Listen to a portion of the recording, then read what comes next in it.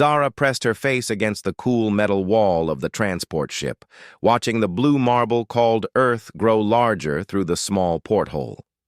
Her violet skin seemed to shimmer with nervous energy, and her 4 arms fidgeted with the expensive jewelry that marked her as nobility from the Kethtar Empire. The rings on her fingers alone could buy entire star systems, but today they felt like chains. "Princess, we'll be docking at New Geneva Station in 30 minutes, announced Captain Theklos, his massive reptilian frame filling the doorway. His voice carried the respectful tone reserved for the daughter of Emperor Zethkar, ruler of 12 galaxies. Zara didn't turn from the window. "How many species live on this planet again?" "According to our databases, over 8 billion humans, plus several million aliens who've chosen to settle there permanently. It's become quite the melting pot since first contact 20 years ago." The captain's tone suggested he found this mixing of species distasteful.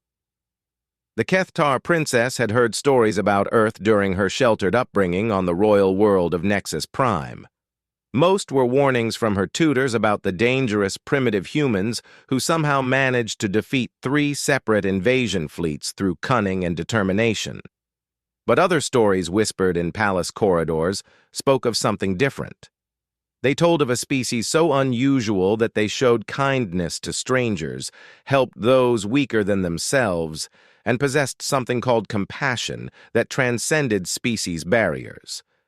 Her father had forbidden her from visiting Earth directly, claiming it was beneath her station. Instead, she was allowed this brief stop at the orbital station for diplomatic purposes. But Zara had other plans. "Captain, I'll need some time alone to prepare for the diplomatic meetings. Please ensure I'm not disturbed for the next few hours." Her voice carried the authority of someone born to command, despite her young age of 23 Earth years. Once alone, Zara moved to her private chambers and opened a hidden compartment in her luggage. Inside lay clothing she had acquired through careful planning and bribes to servants. The fabric was rough, stained, and nothing like the silk robes she normally wore. She had studied Earth customs extensively and knew that many humans struggled with something called poverty. Looking at her reflection in the mirror, Zara began the transformation. She removed all her jewelry, hiding the precious metals and gems in a secure container. Her naturally violet skin could pass for human under poor lighting, and her 4 arms could be concealed beneath a large, tattered coat she had obtained. Contact lenses changed her golden eyes to brown, and a special cap hid her naturally bald head while giving her the appearance of having dark hair. The most difficult part was concealing her natural grace. Kethtar nobility moved with fluid precision, every gesture calculated and elegant. But she had watched recordings of homeless humans and practiced walking with a slight limp, hunching her shoulders, and keeping her eyes downcast. When the transport docked, Zara waited until the official diplomatic party had disembarked. Then, using a maintenance tunnel she had memorized from the station blueprints, she made her way to a cargo bay where civilian shuttles departed for Earth's surface. The shuttle was crowded and noisy, filled with traders, tourists, and workers heading to the planet below. Zara kept her head down and spoke to no one, paying for her passage with carefully aged Earth currency she had acquired months earlier. The other passengers barely glanced at her, seeing only another unfortunate being down on their luck. As the shuttle descended through Earth's atmosphere, Zara felt her hearts racing with excitement and fear. She was really doing it. For the first time in her life, she would experience the galaxy as a common being, not as royalty. No guards, no servants, no one knowing who she really was. The shuttle landed at a commercial spaceport in what humans called New York City. The crowds, noise, and smells overwhelmed Zara's senses immediately. On Nexus Prime, everything was ordered, clean, and quiet. Here, beings of dozens of species rushed in every direction, vehicles roared overhead, and the air itself seemed alive with energy. Zara had studied the city's layout and chose to head toward an area her research indicated had high poverty levels. If she truly wanted to test the nature of different species, she needed to see how they treated someone who appeared to have nothing to offer in return. The first district she entered was dominated by Groxians, a bear-like species known for their strength and straightforward nature. As Zara limped down the street in her disguise, several Groxians noticed her obvious distress. But instead of helping, they crossed to the other side of the walkway, their large forms moving quickly away from her. One even growled a warning to stay away from his business establishment. Next, she tried an area where the crystalline Veltar had set up their community. These beings prided themselves on logic and efficiency. When Zara approached a Veltar female and asked in broken standard if she knew where someone without money might find food, the crystalline being calculated quickly and pointed toward a government assistance center 3 miles away. No offer to help with transportation, no expression of concern, just pure logical direction.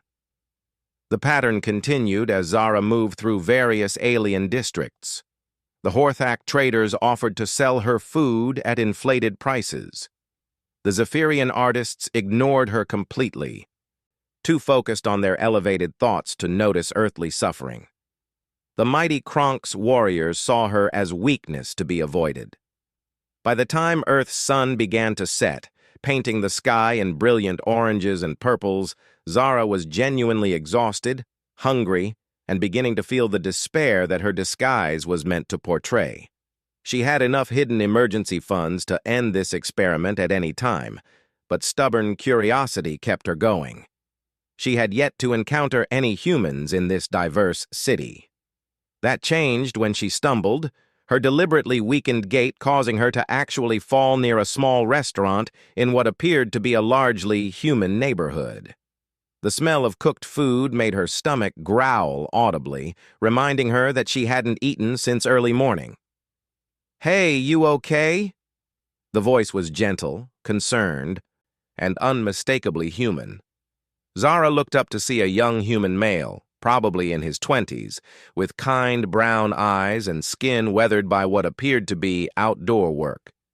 His clothes were clean but clearly inexpensive, and there were calluses on his hands that spoke of manual labor. I think so," Zara replied, allowing her voice to shake slightly. She started to get up, making sure to favor one leg as if injured. The human immediately moved closer, offering his arm for support. "Easy there. That was quite a tumble. Are you hurt?" What struck Zara most was that he didn't hesitate. He didn't look around to see if others were watching, didn't calculate what helping her might cost him, didn't consider whether she might be dangerous or deceiving. He simply saw another being in distress and moved to help. "My leg," she said, testing him further. "It hurts to walk on." Without missing a beat, the human looked around and spotted a small bench outside the restaurant. "Here, let's get you sitting down. My name's Marcus, by the way. What's yours?" "Zara," she replied, using her real name since it was common enough in the galaxy. Marcus helped her to the bench with genuine care, making sure she was comfortable before stepping back. "You look like you haven't eaten in a while. When's the last time you had a proper meal?"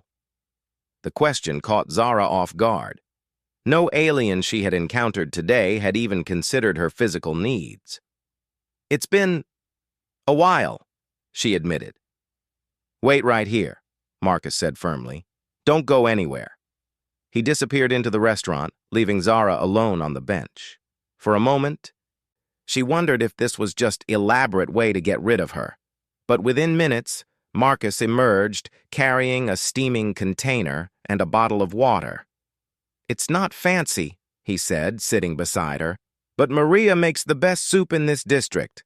It'll warm you up and get some nutrition in you." Zara accepted the container with trembling hands, though now the trembling was real. When she opened it, the smell of vegetables, herbs, and what appeared to be chicken filled her nostrils.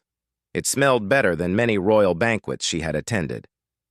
"I can't pay you for this," she said, watching his face carefully.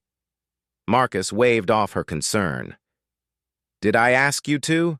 Everyone needs help sometimes. I've been there myself." As Zara ate, Marcus didn't pressure her with questions or demand her story. He simply sat quietly, occasionally commenting on the weather or the interesting mix of species that lived in the neighborhood. His presence was comforting without being overwhelming. "This is delicious," Zara said honestly.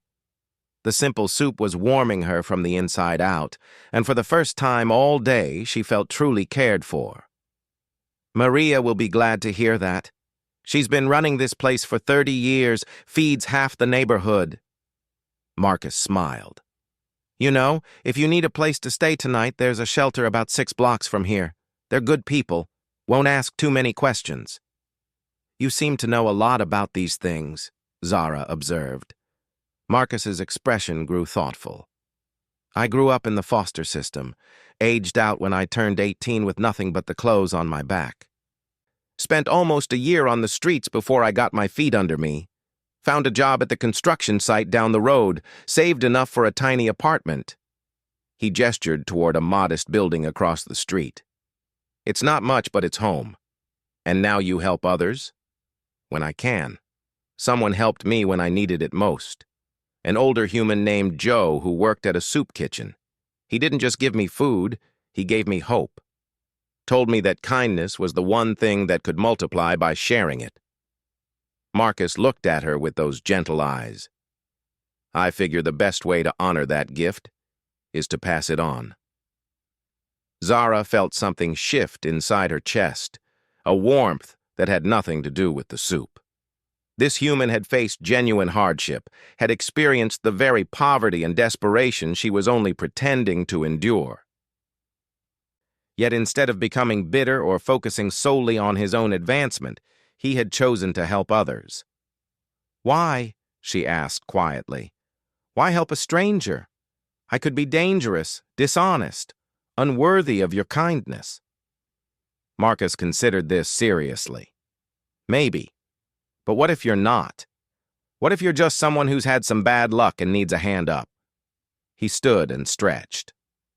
"I'd rather risk being taken advantage of occasionally than risk walking past someone who genuinely needed help." As the evening grew darker, Marcus insisted on walking Zara to the shelter he had mentioned. Along the way, they passed several other humans, and Zara noticed that Marcus greeted many of them by name: an elderly woman tending a small garden, a young father playing with children in a small park, a group of teenagers sharing music from a portable speaker. "You know everyone," Zara observed. "This is home," Marcus replied simply. "We look out for each other here. Humans, Altarians, that Gracian family on 5th Street, the Veltar teacher who runs the community center. Doesn't matter where you're from originally. If you're part of the neighborhood, you're family." The shelter turned out to be a converted warehouse run by a mixed group of humans and other species. But Zara noticed that the humans seemed to be the primary organizers, the ones staying late, the ones ensuring that beings of all species felt welcome. "Marcus!" called an older human woman with graying hair and kind eyes. "Good to see you. I was hoping you'd stop by this week." "Hey, Sarah, brought someone who could use a warm place for the night." Marcus gestured toward Zara. "This is Zara. Zara, this is Sarah. She keeps this place running." Sarah looked at Zara with the same immediate compassion Marcus had shown. "Of course, dear. We've got plenty of room tonight. Hot shower, clean clothes if you need them, and breakfast in the morning." She paused, studying Zara's face. "You look exhausted. When did you last get a good night's sleep?" The genuine concern in the woman's voice nearly broke Zara's carefully maintained disguise. These humans didn't even know her, had no reason to care about her welfare, yet they treated her distress as if it mattered to them personally. "I should get going," Marcus said, checking a worn timepiece. Early shift tomorrow. But Zara, you're in good hands here. Sarah and her team will take care of you. As he turned to leave, Zara called out, Marcus, wait. Why did you help me today? Really? He stopped and turned back, his expression serious. Because that's what humans do. We take care of each other. All of each other. Not just the ones who look like us or come from Zara, woke to the smell of fresh bread and the sound of quiet conversation in multiple languages. The shelter's dormitory was filled with beings from at least 7 different species, all getting ready for another day of searching for work, food, or hope. The thin mattress she had slept on was more comfortable than it had any right to be, and for the first time since arriving on Earth, she felt genuinely rested. Good morning, dear. Sarah appeared beside her bunk with a warm smile and a steaming cup. Coffee? It's a human drink, but most species seem to enjoy it. Zara accepted the cup gratefully, inhaling the rich aroma. Thank you. For everything. Nonsense. This is what communities do. Sarah sat on the edge of the neighboring bunk.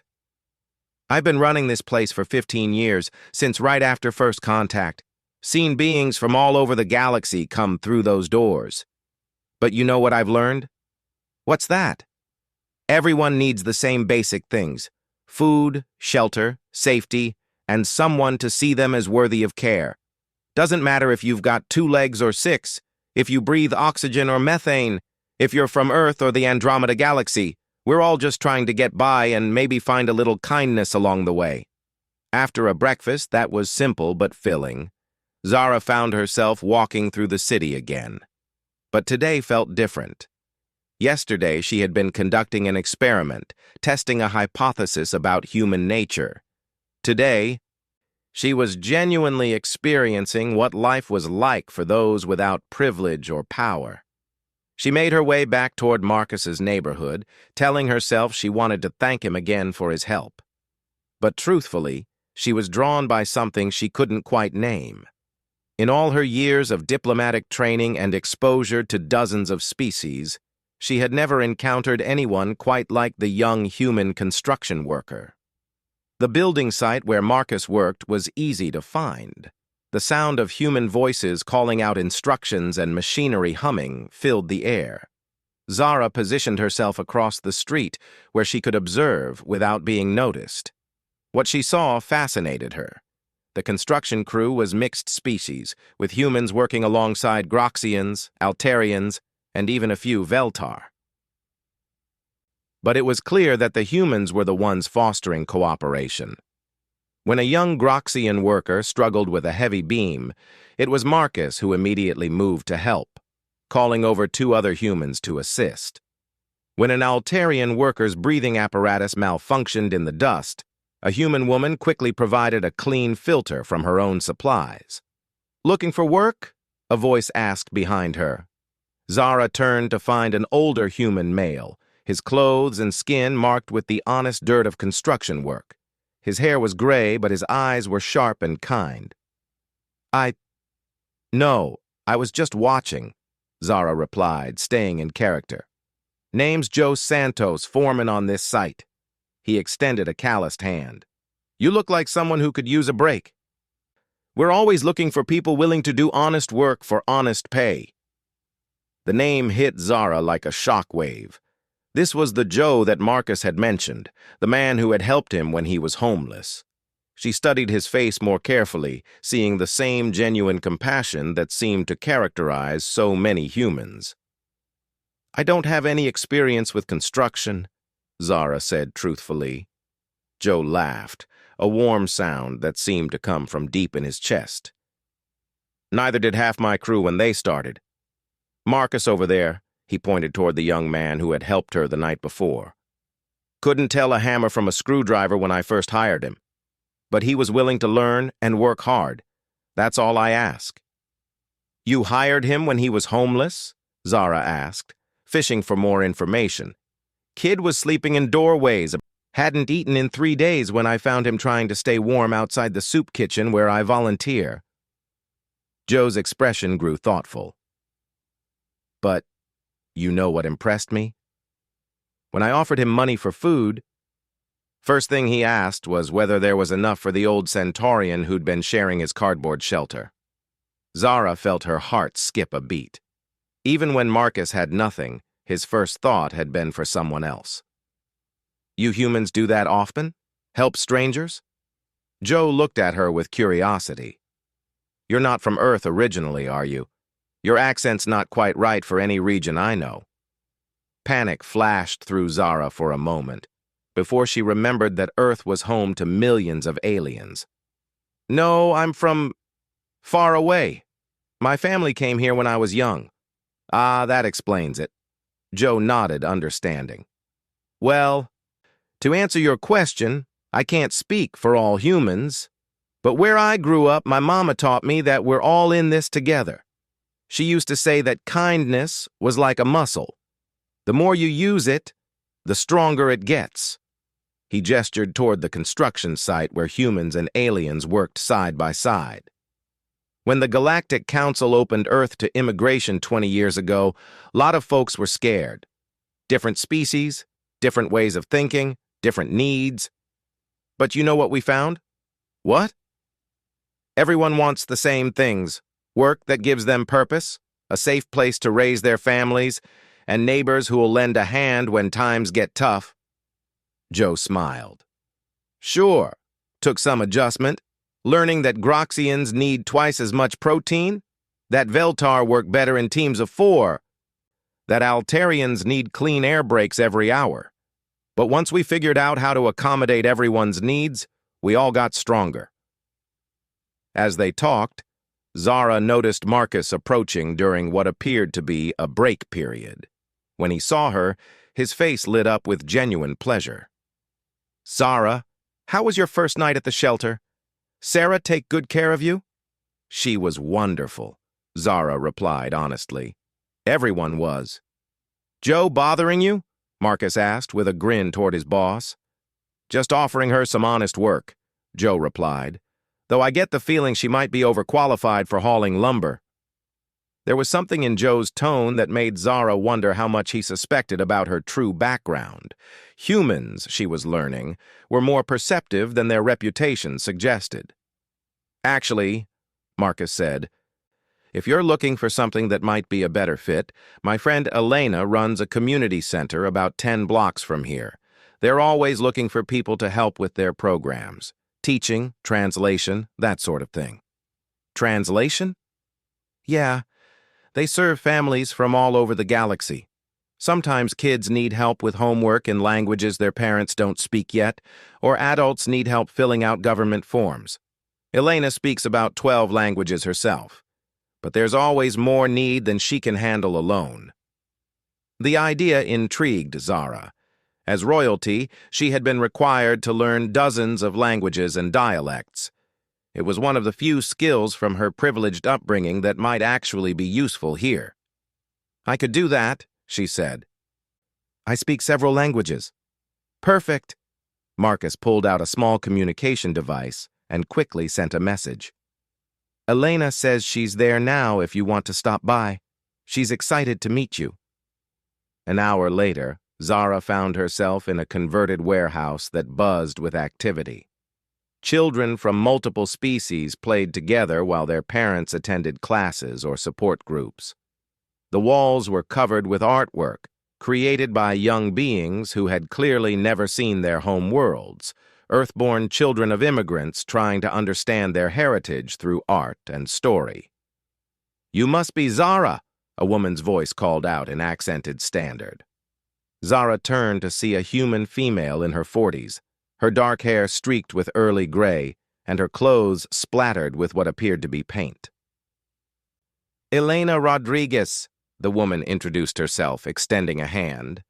Marcus says you speak multiple languages? Several, Zara confirmed.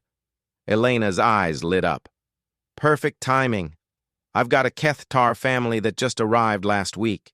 The parents are struggling with their residency applications, and their daughter needs help with schoolwork. My Kethtar is pretty basic. Zara felt her blood freeze. Kethtar was her own species, and there was no way she could interact with them without risk of being recognized. But before she could make an excuse, Elena was leading her across the room toward a family huddled around a table of paperwork. The father was tall and elegant in the way of Kethtar nobility, though his clothes were simple and his expression weary. The mother held their young daughter close, all three of them displaying the violet skin and 4 arms that marked their species. What shocked Zara was seeing her own people looking lost and vulnerable.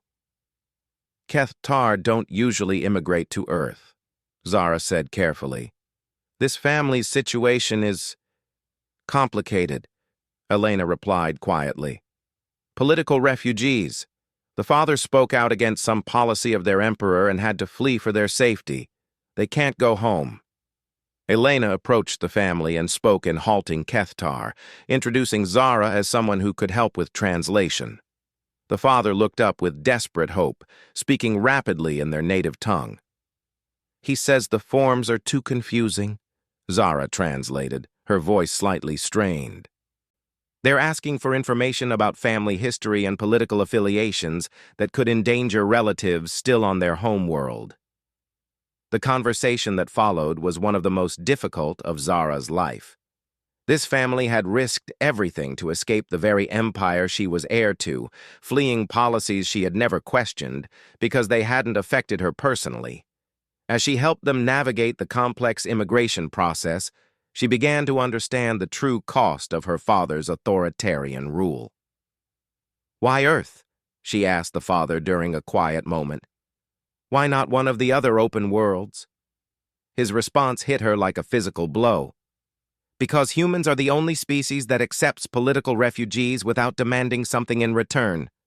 The Altarian collective requires military service. The Groxian worlds demand heavy labor.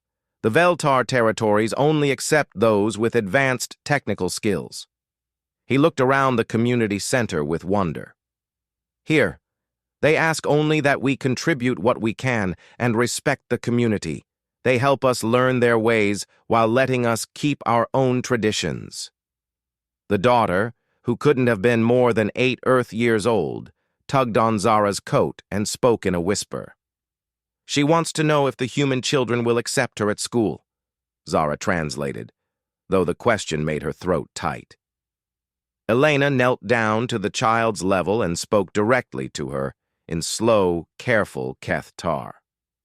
The little girl's eyes widened with delight that this human had made the effort to learn her language, even imperfectly.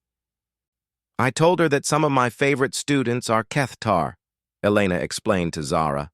"We've got kids here from 43 different worlds, and they all learn from each other." As the afternoon progressed, Zara found herself drawn deeper into the life of the community center. She helped a teenage Groxian with an essay about Earth history, assisted an elderly Altarian with understanding human medical forms, and spent an hour teaching basic standard to a group of young children whose parents were still learning the language. But it was during a break that she overheard a conversation that changed everything.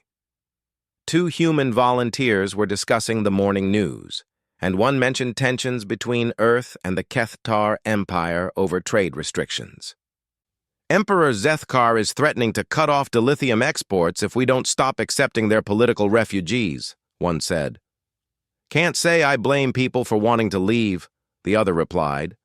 "My neighbor's from the Kethtar territories. Says the Emperor's daughter is supposed to be even worse than he is. Apparently she's been pushing for harsher punishments for anyone who questions imperial policy." Zara felt sick. These humans were talking about her, and their information was completely wrong. She had never pushed for harsher punishments, but she realized with growing horror that she had never spoken against them either. Her silence had been taken as approval. "Marcus mentioned you seemed upset." Elena appeared beside her with a concerned expression. "Everything all right?" "Just thinking about my family," Zara replied honestly. "Wondering if I've been the person they raised me to be, or the person I should be." Elena's expression softened. Identity struggles are common among immigrants, especially those fleeing difficult situations. It takes time to figure out who you are when you're free to be anyone. What if who I was before was someone who caused harm without meaning to? Then you have the opportunity to become someone better, Elena said simply. That's what second chances are for. The question is what you're going to do with the knowledge you have now. As evening approached, Marcus appeared at the community center to walk Zara back to the shelter. But tonight felt different. She was no longer just observing human kindness. She was part of a community that had accepted her without question or expectation. "You seem different today," Marcus observed as they walked through the darkening streets. "How so?" "Yesterday you looked like someone who'd lost everything. Today you look like someone who's found something important." Zara considered this carefully. "Maybe I have." "Marcus, can I ask you something?" "Of course."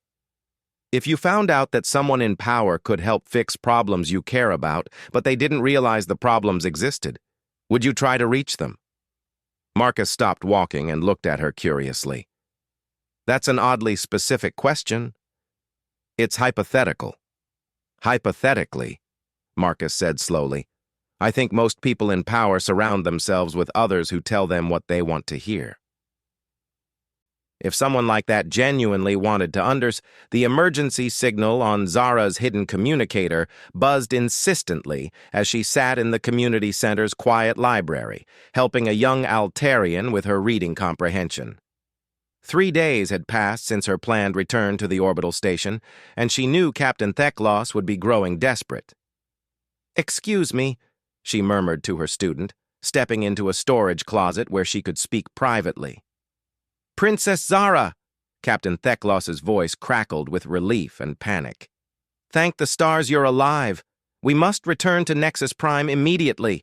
Your father believes you've been kidnapped by human terrorists." Zara closed her eyes, feeling the weight of 2 worlds pressing down on her. "I'm fine, Captain.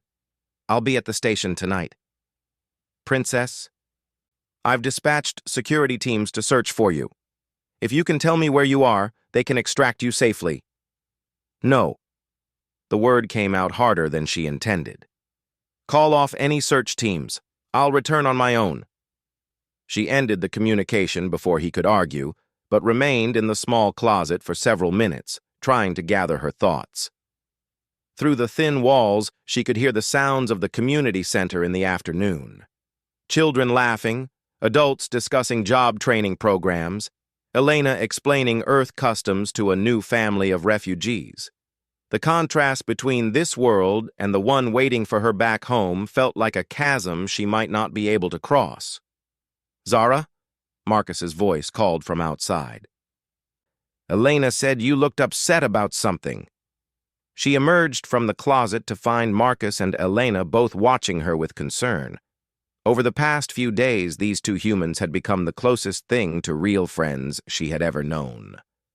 The thought of deceiving them any longer made her feel physically sick. "I need to tell you both something," Zara said, her voice shaking.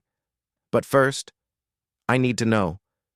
If you discovered that someone you cared about had lied to you about who they really were, could you forgive them?" Elena and Marcus exchanged glances, and Zara saw something pass between them that suggested they had already suspected something. "Depends on why they lied," Elena said gently, "and what they planned to do about it. What if they were someone who had the power to help people, but didn't realize how much help was needed until they experienced it themselves?" Marcus sat down in one of the library chairs, his expression serious. "Zara, you've been asking increasingly specific hypothetical questions for days now, and I've been thinking about some things that didn't quite add up." "Like what?" "Like the fact that you speak perfect High Kethtar, not just the common dialect most translators know. Like the way you instinctively use formal diplomatic gestures when you're nervous. Like the fact that you knew details about galactic politics that most refugees wouldn't have access to." Zara felt her carefully constructed disguise crumbling around her. You knew? Elena smiled sadly. I suspected. 20 years of working with immigrants teaches you to recognize when someone is hiding their background. Usually it's for protection. Sometimes it's shame about their past. Occasionally it's someone important trying to understand what life is really like. Who are you, really? Marcus asked, though his tone was gentle, not accusatory. Zara looked at these two humans who had shown her more genuine acceptance and kindness than she had known in 23 years of privilege, and made a decision that would change the course of her life. My name is Zara Kethtar Nexus. I am the daughter and heir of Emperor Zethkar. She watched their faces carefully as she spoke. I came here to see if the stories about human compassion were true, or just propaganda designed to make your species seem less threatening to the imperial court. The silence that followed felt eternal. Elena was the first to speak. Your father is the one threatening to cut off dilithium exports if Earth continues accepting Kethtar refugees. Yes. You're the princess that the news reports say has been pushing for harsher treatment of political dissidents. No, Zara said firmly. I've never pushed for anything. But I've never spoken against those policies either, and I realize now that my silence was seen as approval. Marcus leaned back in his chair, processing this information. So you're here conducting some kind of royal experiment on us?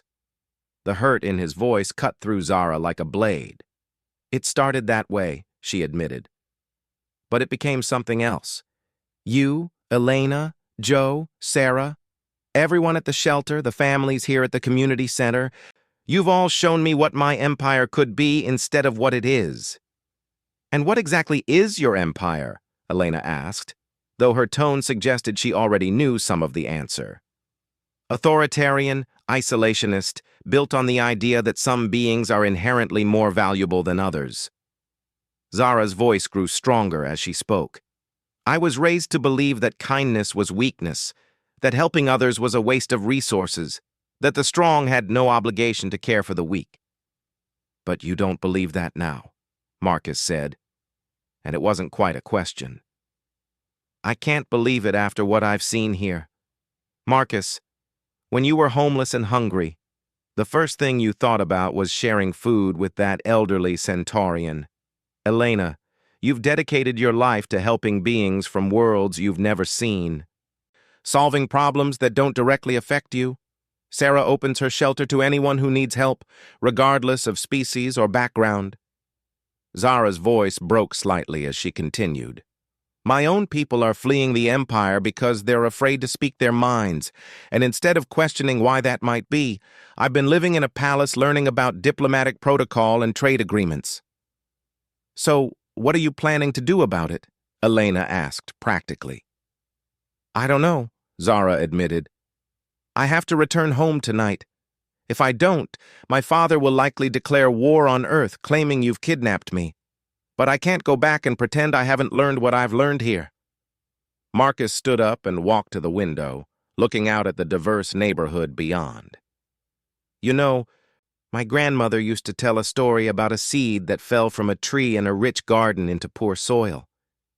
The seed thought it was doomed because the soil wasn't as fertile, the water wasn't as pure, the sunlight wasn't as bright. But when it finally grew, it was stronger than all the plants that had grown in the rich garden because it had learned to thrive under difficult conditions. What's your point?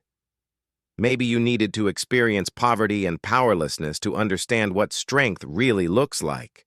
And maybe your empire needs someone who understands both worlds. Elena nodded thoughtfully. Change usually comes from the inside. People in power who've never seen the consequences of their decisions firsthand rarely change those decisions. But someone who has seen both sides... You're talking about revolution, Zara said quietly. I'm talking about evolution, Elena corrected. Using your position to gradually change things for the better. It won't be easy, and it won't be fast, but it might be the only way to help people like that family we worked with yesterday. As evening approached, Zara knew she could delay no longer. but she had one final request.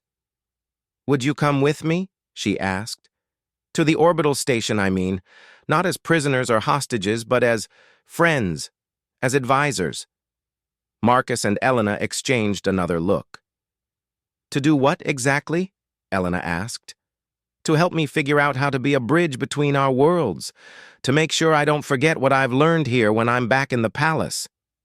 "That could be dangerous for us," Marcus pointed out.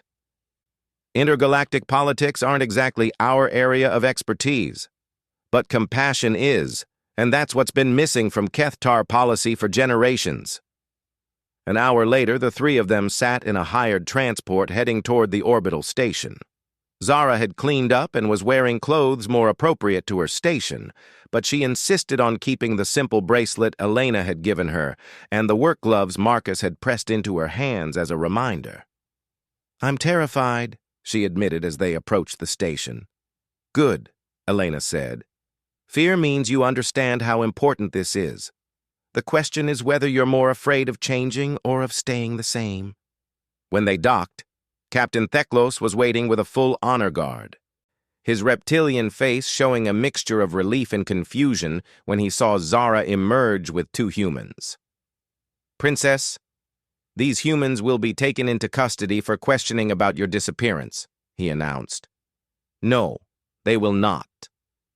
Zara's voice carried an authority she had never used before. "These are my guests and advisors. They will be treated with the respect due to visiting dignitaries." "Princess, I don't understand." "Captain, prepare a secure communication to my father. Tell him I am safe and returning home with important intelligence about Earth and its inhabitants. Tell him—" She paused, looking at Marcus and Elena, who nodded encouragingly. "Tell him I have learned why humans are the most dangerous species in the galaxy, and why we need to change our approach to them immediately." The communication with Emperor Zethkar was tense and confusing. Zara could see her father's rage and relief warring on his face as she explained her mission, though she was careful to frame her discoveries in terms he could understand. "You disappeared to conduct intelligence gathering," he demanded. "Yes, father. And what I discovered is that human influence is spreading faster than we realized, not through conquest or trade, but through something far more powerful." "What?" "They make allies by treating other species as equals. They gain loyalty by helping those who have nothing to offer in return. They create stability by addressing the needs of the weakest members of society." Zara chose her words carefully. "Our current policies are driving potential allies directly into human hands." She could see her father's political mind working. "Continue." "The Kethtar family that sought refuge on Earth could have been valuable citizens of the Empire. Instead, they're now grateful to humans and will likely raise their children to see Earth as their true home. We're not just losing dissidents, father. We're creating a generation that will see humans as protectors and us as oppressors." Over the next several hours, with Marcus and Elena providing context and examples, Zara began to paint a picture for her father that reframed human compassion not as weakness, but as a form of soft power that was proving more effective than traditional conquest. "You're suggesting we adopt human methods?" Emperor Zethkar asked. "I'm suggesting we adapt them to our own culture. We have the resources to address poverty and inequality in our territories. We have the technology to provide better living conditions for our citizens. What we've lacked is the understanding that doing so makes us stronger, not weaker." The conversation continued for hours, with Marcus and Elena sharing examples of how Earth's inclusive policies had created loyalty and prosperity even among species that had initially been hostile. They spoke of former enemies who had become valuable citizens, of refugees who had contributed innovations that benefited everyone, of the strength that came from diversity rather than conformity. Finally, Emperor Zethkar leaned back in his chair. "Assuming I was willing to consider such changes, how would you propose implementing them?" Zara looked at her human friends and felt a surge of confidence. "Start with the refugees. offer amnesty to those who fled for political reasons, and create programs to address the conditions that made them want to leave. Establish cultural exchange programs with Earth and other open worlds, and she took a deep breath. Appoint advisors from various species and backgrounds to help guide policy decisions. Including humans? Including anyone who can help us build a better empire. 3 months later, Zara stood in the renovated palace council chamber, watching as representatives from dozens of species took their seats around a circular table instead of the traditional throne room hierarchy. Elena had been appointed as Earth's first official liaison to the Kethtar Empire, while Marcus had somehow ended up running a job training program that was helping former political prisoners reintegrate into society. The changes weren't complete, and they weren't universally popular. But they were happening, and every day, Zara received reports of improvements in living conditions, decreases in civil unrest, and increasing cooperation between species throughout the empire. "Still think humans are dangerous?" Marcus asked, joining her at the window that looked out over the capital city. Below them, the streets showed a diversity that would have been unthinkable just a few months ago. "More dangerous than ever," Zara replied with a smile. "Your compassion is absolutely viral. It spreads to everyone it touches." "Good," Elena said, appearing in the doorway. The galaxy could use a pandemic of kindness. As they prepared for another day of the slow, difficult work of changing an empire, Zara reflected on how a simple experiment in disguise had become a revolution in understanding. She had set out to test human nature and ended up discovering her own. The universe was vast and filled with countless species, each with their own strengths and weaknesses. But humans had taught her something that no amount of royal education could have provided: that true strength came not from the power to dominate others, but from the wisdom to lift them up instead. And in a galaxy that had known too much conflict and too little hope, that lesson was proving to be the most dangerous idea of all, and the real impact of their decisions. They'd have to be willing to listen to uncomfortable truths. And if they were, then they might actually be able to make a difference, but they'd have to be brave enough to admit when they'd been wrong and strong enough to face the consequences of changing course. That night, as Zara lay in her bunk at the shelter, she knew her experiment was over. She had learned what she came to discover about human nature, but she had also learned something unexpected about herself. Tomorrow, she would have to return to her real life and decide what to do with everything she had experienced.